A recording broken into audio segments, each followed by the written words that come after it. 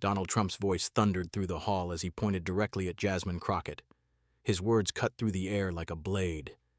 "You don't belong here. Get out right now." Gasps erupted from the audience, cameras zoomed in, and within seconds the clip was already spreading online.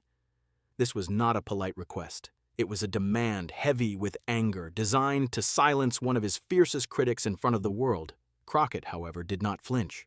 She stared back at him, refusing to move, her silence speaking louder than any words. The tension in the room was unbearable. The crowd divided between those cheering Trump's audacity and those shocked by the raw hostility of his command. Every second that passed made the moment heavier. This was no ordinary clash of opinions. It was the opening strike of a confrontation that promised to escalate into something unforgettable. The confrontation erupted during a heated congressional hearing that had already captured the nation's attention. Trump, seated with the weight of his reputation pressing against him, was facing a barrage of tough questions.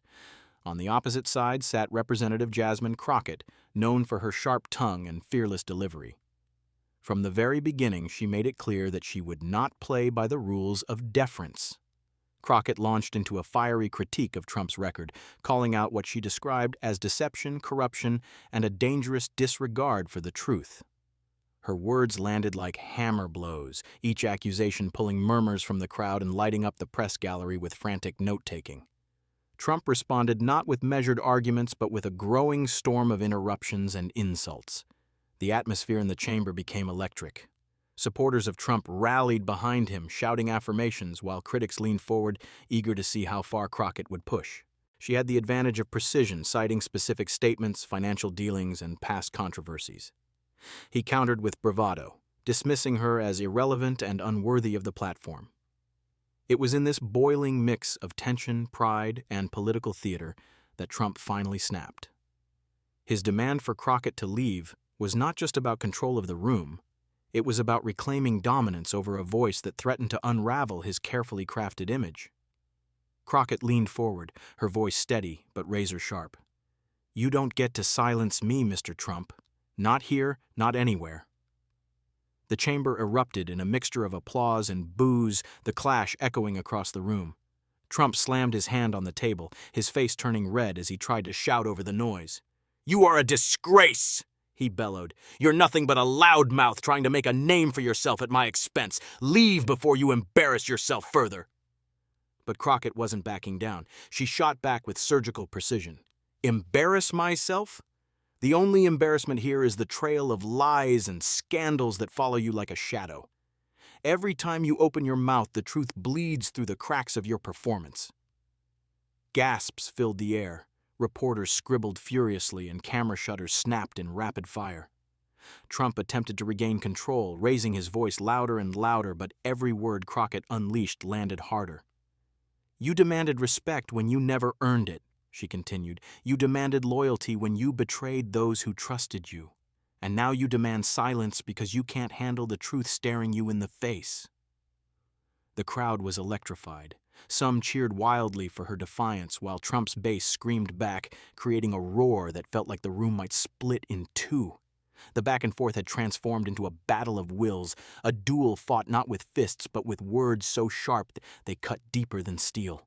Trump tried again to drown her out, repeating his demand that she leave, but each repetition seemed weaker, more desperate, as Crockett's words carved directly into his authority. The standoff reached its breaking point. Trump, flushed with fury, leaned into the microphone and roared, "Enough! Get out now, or I'll have security remove you!" His words rattled through the chamber, his supporters shouting in triumph, convinced he had seized control. But Crockett didn't move an inch. Instead, she raised her voice above the chaos, her words slicing through the noise like a siren. "You can shout all you want, but the truth won't leave this room. You're terrified because you know you can't silence me. Not today, not ever." The line hit like a lightning strike. The chamber exploded in cheers and gasps, drowning out Trump's attempt to continue. He barked over the noise, demanding order, but no one listened. 15 seconds after his thunderous demand, the balance shifted. Trump's hand shot up, motioning frantically. "Quiet! I need silence!" His voice cracked, no longer a roar but a plea. "Silence, please!" The mighty figure who had commanded the stage now found himself begging the crowd for calm, his authority slipping through his grasp like sand. The sudden reversal stunned the audience.